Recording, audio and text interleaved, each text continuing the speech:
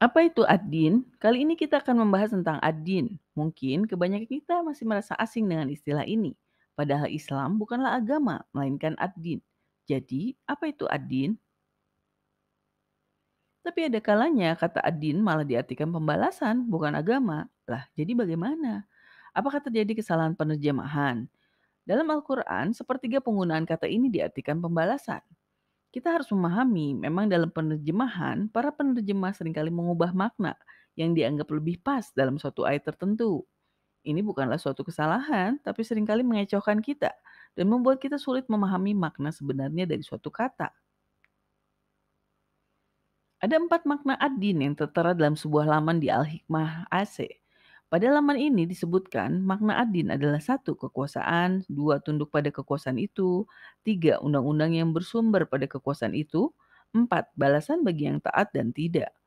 Dari mana mereka bisa menyimpulkan hal ini? Dari interpretasi atas penggunaan kata ad-din pada ayat tertentu.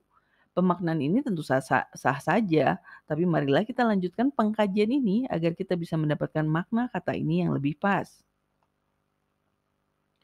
Perbedaan antara ad-din dan milah.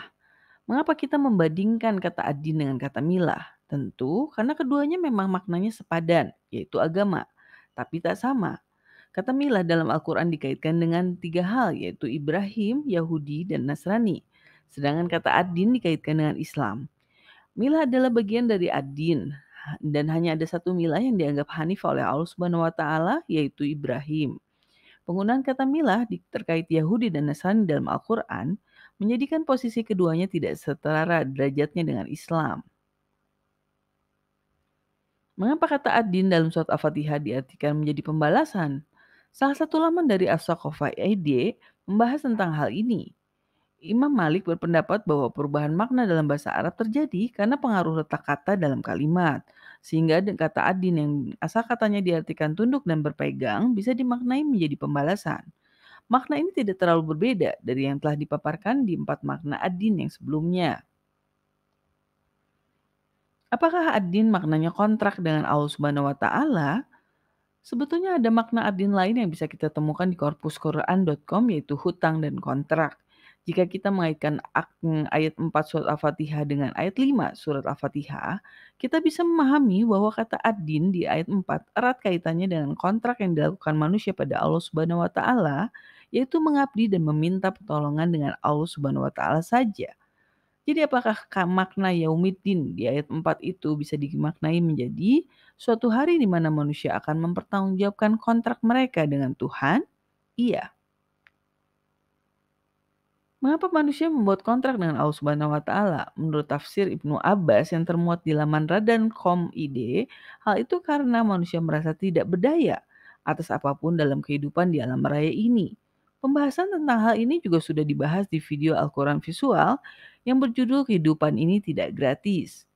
Jadi, manusia memang dengan penuh kesadaran membuat kontrak dengan Rob alam semesta. Apa kaitannya Sirotol Mustaqim dengan ad-din? Menurut tafsir Ar-Razi dalam laman NU Online, salah satu makna Sirotol Mustaqim atau jalan lurus tegak adalah Islam. Jadi memang ada kaitannya antara ad-din dengan Sirotol Mustaqim. Bisa disimpulkan bahwa ad-din adalah sebuah kontrak manusia dengan Tuhan, sedangkan Sirotol Mustaqim adalah jalan atau cara untuk memenuhi kontrak manusia dengan Tuhan. Manusia tidak ingin terpisah dengan Tuhan karena bagi manusia kebersamaan dengan Tuhan adalah salah satu nikmat. Dan darinya sumber dari kenikmatan lainnya berasal. Nikmat adalah sesuatu yang menyenangkan dan membahagiakan. Tentu kebahagiaan itu tidak didapatkan dengan cuma-cuma. Karena itulah manusia meminta petunjuk jalan lurus agar bisa melangkah dengan benar di dunia dan menjadi yang diberi nikmat atasnya. Sebagai penutup dari pembahasan ad-din ini kita harus memahami ada 3 golongan manusia, yaitu mereka yang diberi nikmat, dimurkai, dan sesat. Tentu ketiga golongan ini didasarkan bagaimana mereka mempersiapkan hari pembalasan, hari ad-din. Mereka yang tidak membuat kontrak dengan Allah Subhanahu wa Ta'ala dan tidak meminta padanya untuk ditunjukkan jalan lurus tegak, tentu bukanlah mereka yang diberi nikmat atasnya, melainkan mereka yang dimurkai. Sedangkan mereka yang sesat adalah mereka yang menyalahi kontrak itu. Iya, adin adalah kontrak kita dengan Tuhan dan kita akan diminta pertanggungjawaban atas kontrak itu. Terima kasih sudah menyimak, tunggu konten kami selanjutnya.